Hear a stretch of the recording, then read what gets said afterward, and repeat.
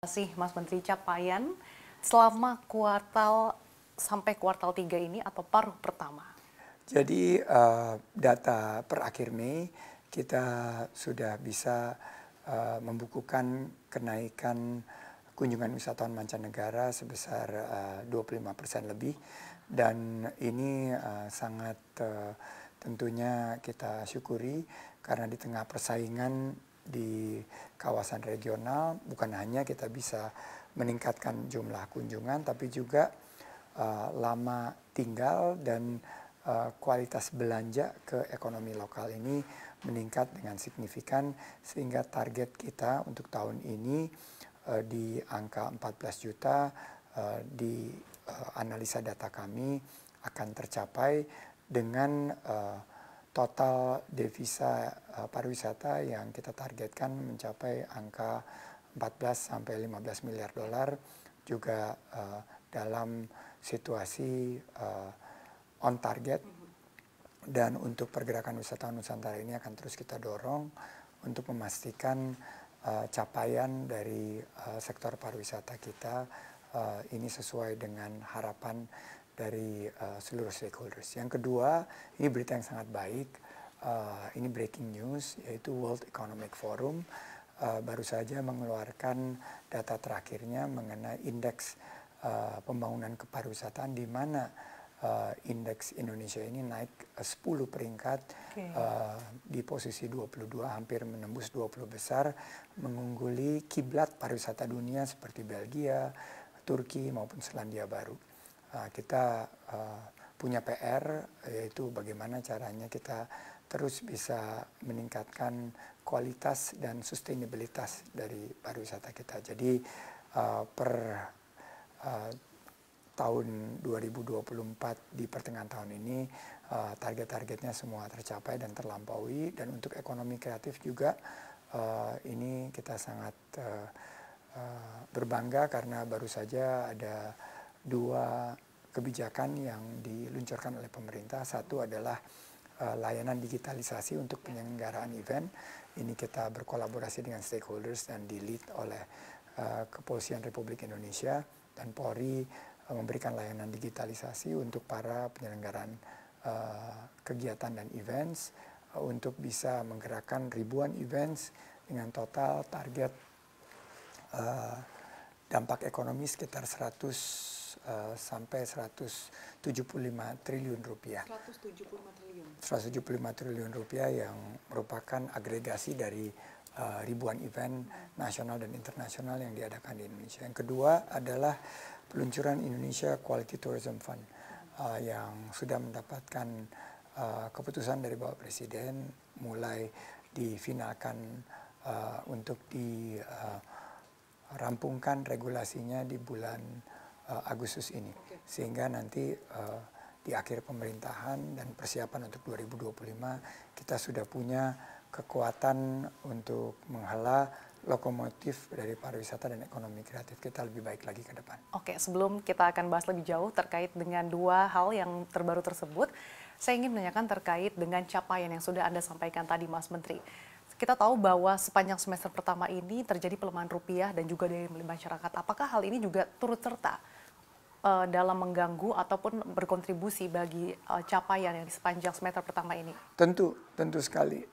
Tapi kami tetap optimis bahwa target yang kita sudah canangkan di tahun lalu masih bisa dicapai dengan kerja keras. Dan memang ada pelemahan rupiah, memang ada pelemahan daya beli, tapi kami melihat sektor pariwisata dan ekonomi kreatif ini masih memiliki fundamental yang kuat. Dan dari segi kunjungan wisatawan mancanegara, pergerakan wisatawan Nusantara, perolehan devisa ini masih tetap bisa mendorong terciptanya peluang usaha dan lapangan kerja. Malah ada beberapa perusahaan-perusahaan kita yang sudah IPO di sektor parekraf. Dari tantangan sisi ekonomi, belum kita bicara dengan tantangan perubahan iklim.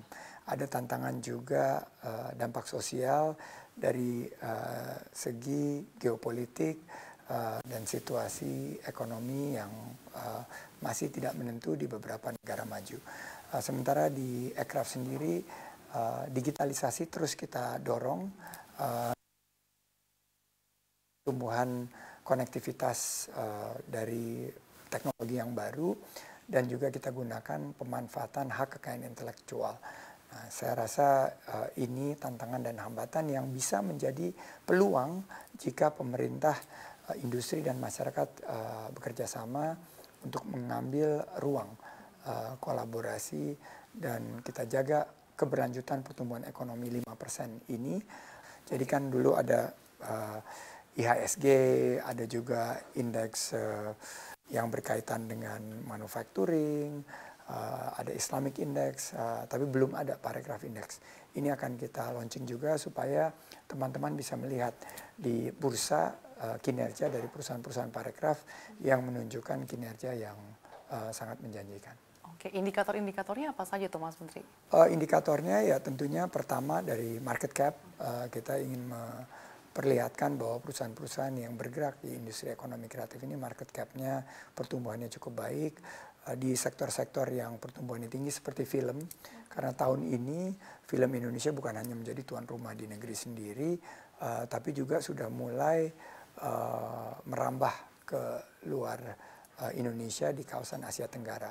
Film Netflix karya Joko Anwar misalnya, ini sempat menjadi sebuah film non bahasa Inggris yang sangat populer di OTT Netflix. Juga kalau kita lihat 60% dari layar kita sekarang sudah menayangkan film-film Indonesia yang penontonnya sudah mencapai jutaan. Nah, ini yang kita harapkan menopang dari segi kinerja ekonomi kreatif kita.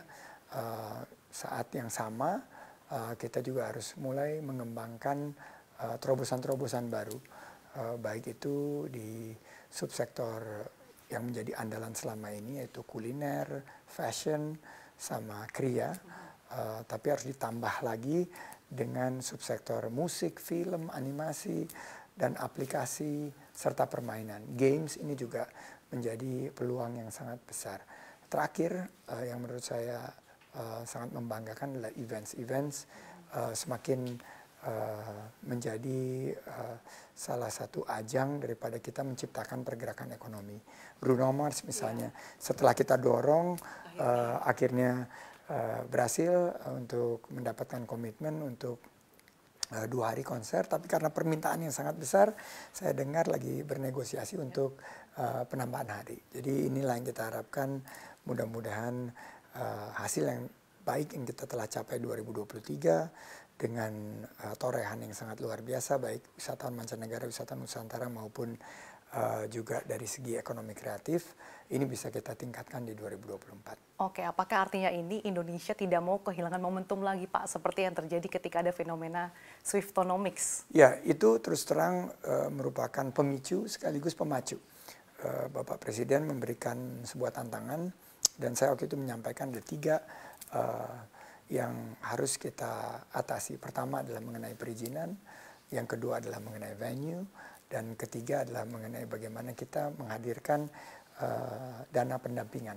Karena negara-negara besar itu juga ikut membantu sektor swastanya menghadirkan konser-konser besar itu karena perputaran ekonominya yang luar biasa. Akhirnya, dan juga dari segi harapannya perizinan yang sudah terdigitalisasi, maka ini adalah 3 ingredient utama kita untuk menjadi negara yang tidak boleh dilewati untuk kunjungan konser musisi dunia maupun konser-konser dan festival musisi Indonesia.